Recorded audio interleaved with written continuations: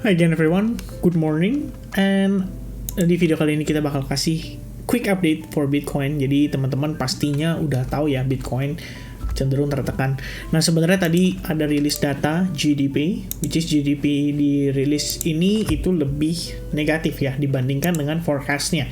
Nah sebenarnya kalau misalnya kita lihat dari angka ini, memang sih bisa dikatakan ya bahwa kondisi Amerika mungkin ada resiko terkena resesi tahun ini, seperti yang saya bahas di video sebelumnya.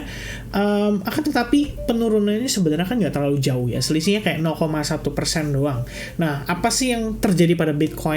Tadi sebenarnya pada saat rilis data pertama kali, kita ngelihat ya, Nasdaq dan S&P 500 atau US Equities itu mengalami pelemahan. Jadi kita lihat 3-4 candle pertama itu mengalami rejection dan sebatas hanya retest saja terhadap area exponential moving average 21, dan juga kalau teman-teman lihat di sini ada area resistance sebelumnya itu juga dites. Nah permasalahannya adalah saat S&P 500 naik, rupanya Bitcoin nanjaknya nggak sesignifikan sebelum dia turun. Dan memang tadi saya sempat inform juga ke teman-teman di advance ya, saya ngelihat di sini bahwa harusnya impactnya menurut saya temporary. Jadi memang, tapi menurut saya ini temporary sebab data yang dirilis adalah final di kuartal 4 2022. Nah sebenarnya kalau misalnya dengan posisi seperti sekarang, saya pikir Bitcoin itu memang menghadapi area resistance yang paling major. Kita udah tahu ini dari beberapa hari terakhir. Nah, area tersebut dites terus-menerus, tapi kelihatannya masih belum berhasil juga. Apakah artinya lagi ada fase akumulasi atau justru malah didistribusi? Ya, distribusi artinya itu dilakukan penjualan bertahap oleh para bigger players. Oke? Nah, sebenarnya sampai dengan situasi tadi, ya saya pikir ya sebenarnya Bitcoin masih cenderung bullish. Seperti yang kita ketahui, tadi pagi itu masih dapat reaction, buyersnya lumayan signifikan, and then harga masih bertahan di atas demand zone. Nah saat ini, harga yang tidak tadi kita sempat bahas itu udah berhasil di break. Nanti selengkapnya akan seperti apa kita bakal bahas di price sectionnya. Tapi sebelum saya masuk ke price section, saya pengen remind ke teman-teman bahwa saat ini, di hari Jumat ya, ini Treasury Secretary Yellen itu lagi speak. Oke, jam 2:45 pagi, which means ya udah 1 jam lah kira-kira berlalu, karena saya update ke teman-teman ini sekitar jam 3:48 pagi, ya 1 jam. Saya belum cek ya, kira-kira si Yellen bakal ngomong apa. Perhaps tomorrow baru kita bongkar lagi kira-kira Yellen ngomongnya dari sisi mana nih ya. Dan yang pasti besok akan ada rilis data PCE, jadi hubungannya dengan inflasi dan pasti akan ada volatilitas juga. Nah sekarang kita masuk ke dalam price actionnya dulu ya, untuk sekedar cek ya gimana keadaannya si Bitcoin saat ini. Nah seperti yang teman-teman ketahui, area yang menjadi key level kita itu sampai sekarang adalah di 28.500, dan per detik ini juga saya bikin video ini, Bitcoin masih kesulitan untuk bisa close di atas level itu. Tadi sempat ke 28.500, but then kita ngelihat rejection kembali terjadi, harganya drop lagi, turun sampai ke 27 ribuan, 27.700 ya, more or less-nya. Lalu harga perlahan-lahan recovery. Recovery yang terjadi saat ini, kalau kita lihat ya, itu sebenarnya sama didukung oleh S&P 500. Seperti yang kalian lihat, 3 jam terakhir untuk S&P 500 mengalami rebound. Jadi sama halnya dengan Bitcoin. Ya, perbedaannya di sini yang signifikan adalah rejection yang terjadi pada S&P 500 dibandingkan dengan Bitcoin, itu jauh lebih signifikan Bitcoin. Bitcoin sampai break dari area demand zone-nya. Dan seperti yang kita bahas tadi siang, kita ngelihat di sini ada sebuah rejection ya, yang sangatlah masif dan signifikan. Biasa saya kenal ini istilahnya dengan inverse V formation. Jadi ini adalah merupakan sign nih bahwa kita melihat ada potensi follow up sellers itu bisa kembali, dan tampaknya itu baru terjadi sekitar setelah data GDP tadi ya. Jadi kalau kita lihat di sini mungkin pandangan para pelaku pasar menilai bahwa GDP yang negatif berpotensi terjadi resesi ekonomi, itu kan pandangan yang paling simple ya kita ngelihatnya. Maka oleh karena itu sampai 2 kali teman-teman ya, pertimbangannya adalah para pelaku pasar mungkin akan lebih memilih aset yang lebih aman untuk diinvestasikan. Dalam tanda kutip di sini, seperti yang kalian lihat, XAU USD hari ini naik sekitar 0,8%. Jadi kalau kita lihat candle daily-nya, dia gain lumayan signifikan per data GDP tadi dirilis. Nah, maka oleh karena itu, ya jadi kontra ya, ketika Bitcoinnya terkoreksi justru goldnya menguat. Nah dari sini kita bisa menilai apa sih yang dilakukan oleh para pelaku pasar. Nah sebenarnya teman-teman gak penting ya apa opini saya, karena in the end yang menjadi penggerak market ya para bigger players itu, big investor itu. Jadi yang penting adalah bagaimana mereka bereaksi, dan itu yang perlu kita identifikasi sehingga kita jadi tahu kalau mereka lakukan ini ya kenapa kita harus lakukan sebaliknya ya, more or less seperti itu. Nah untuk saat ini sebenarnya sama halnya seperti yang saya update terakhir di Matic ya. Kalau kalian lihat bigger picture seperti di time frame 4 jam ya, yang kita lihat sebenarnya ini adalah proses koreksi. Jadi kita nggak mungkin bilang ini, wah udah ready nih, masuk ke bearish nih ya. Rejection pada area resistance, yes memang terjadi sebanyak 3 kali. Nah menurut saya tergantung nih tekanan sellersnya separah apa. Kalau misalkan kita lihat berdasarkan historical pergerakan sebelumnya, ya ini pandangan ya. Mungkin saya bisa salah dan teman-teman pastinya harus lakuin research lagi. Jadi jangan percaya omongan saya mentah-mentah. Ini yang saya lihat saat ini. Pertama, selling pressure yang pada rejection pertama kali itu kelihatan ya sangat masif. Pada saat itu sebenarnya didukung oleh kondisi fundamental juga. Seperti yang kita tahu pada kala itu ini kita ngomongin waktu itu lagi Jerome Powell ya, lagi press conference. Oke, rejection kembali terjadi sangat masif. And then kedua kali kalau kalian lihat penurunannya lebih korektif.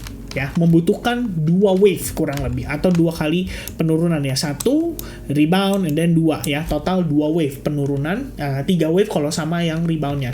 Nah saat ini pertanyaannya adalah, yang pertama kan powerful nih, yang kedua butuh waktu 2 kali, yang ketiga seperti apa?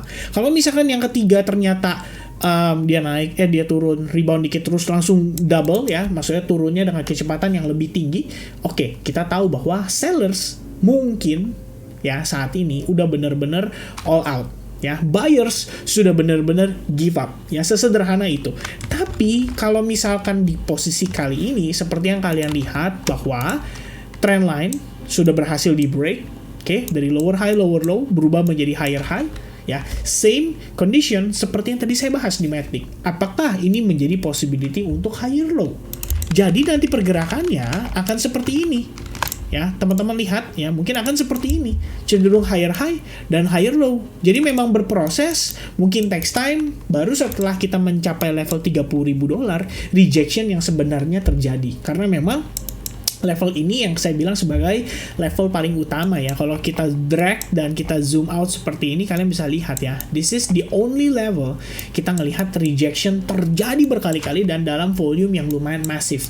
Jadi kalau kita lihat saat ini, apakah 28.500 adalah the true resistance? Ya mungkin sekarang kelihatannya dibuat ya seakan-akan, waduh ini resistance paling tebel nih, dinding paling tebel. Ternyata setelah break, orang yakin bahwa dinding ini sudah berhasil ditembus dan artinya Bitcoin akan ke 40.000, 50.000, para moon boy bermunculan dan akhirnya kita bilang new all time high $70.000 tahun ini, which is nggak mungkin. Seperti yang kita tahu tadi kita bahas, dari situasi ekonomi, cash flow, uangnya dari mana ibaratnya untuk diinjek ke market crypto. Kalian tahu dong, ini adalah sebuah petunjuk untuk pergerakan market crypto, yaitu total crypto market cap. Nah, untuk ngangkat harga ini ya, bukan harga lah, kita bilang nominalnya dari 1,14 triliun jadi 2 triliun ya. 2 triliun dolar. Dengan kondisi ekonomi saat ini, I think belum saatnya. Jadi ini kita bersikap realistis ya. Tapi jangan khawatir karena ya kembali lagi ke cycle daripada Bitcoin. Umumnya setelah halving itu baru berpotensi terjadi ya. Kalau kita lihat memang secara timeline fundamental ya, mungkin nanti kita akan bahas di video terpisah ya terkait dengan hal tersebut. Untuk saat ini kita fokus concern ke pergerakan jangka pendeknya. Jadi kembali lagi di quick update yang saya pengen deliver ke teman-teman yang pada akhirnya jadi 10 menit juga, but I hope you guys mendapatkan sesuatu lah ya dari pembahasan ini.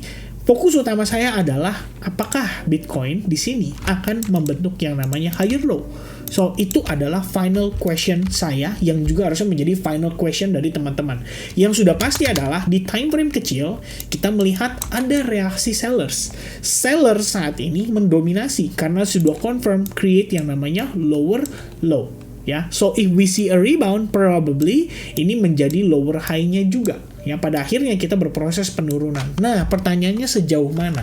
Kalau teman-teman gunakan Fibonacci retracement, kalian bisa lihat bahwa proses koreksi kita terakhir itu mencapai level Fibo 50%. Oke, kira-kira seperti ini. Fibo 50%. Kalau lihat dari time frame 4 jam, seperti yang kita tahu, di level yang sama sebelumnya merupakan area resistance. Ya, jadi kita bertahan sedikit di atas area resistance, tapi kita belum mendapatkan konfirmasi nih, apakah di sini benar-benar menjadi higher low-nya. Nah, syaratnya apa? Kalau saya pribadi akan lihat dari exponential moving average juga, 8 terhadap 21, kalau dia udah crossing ke atas lagi, berarti ada possibility bahwa market ready untuk rally kembali, ya. Kemudian berikutnya adalah yang paling penting, kita mungkin harus ngelihat yang namanya reversal pattern, atau mungkin dia bisa break lagi dari area high sebelumnya. Alright, nah setidaknya itu ya yang menjadi pertimbangan saya. Kalau misalkan teman-teman mau cari yang lebih detail, kalian bisa lihat di 15 menit, karena pada 15 menit pun terbentuk struktur ya. Jadi kalau kalian lihat di sini, harga berhasil break dari struktur sebelumnya, kalian lihat dia pullback. Nah, inilah proses recovery atau proses reversal yang kita coba cari pada time frame yang lebih kecil. Oke, semoga cukup jelas apa yang saya sampaikan. Mungkin agak berbelit-belit, ada beberapa hal yang saya sampaikan, tapi saya harapkan teman-teman bisa mendapatkan informasi dan pandangan saya secara jelas dan ya padat ya, mudah-mudahan teman-teman. Oke, so once again everyone, saya di sini sharing aja apa yang menjadi pandangan saya, bukan berarti saya di sini paling benar. Maka dari itu, alangkah lebih baik teman-teman untuk lakukan research secara mandiri, lakukan transaksi berdasarkan apa yang teman-teman percayai, bukan kata orang lain. Oke, so thank you very much for watching, thank you very much for support this channel. Don't forget to like, subscribe juga, dan sampai ketemu lagi di update berikutnya. God bless buat kita semua, dan have a nice day guys. Cheers, bye bye.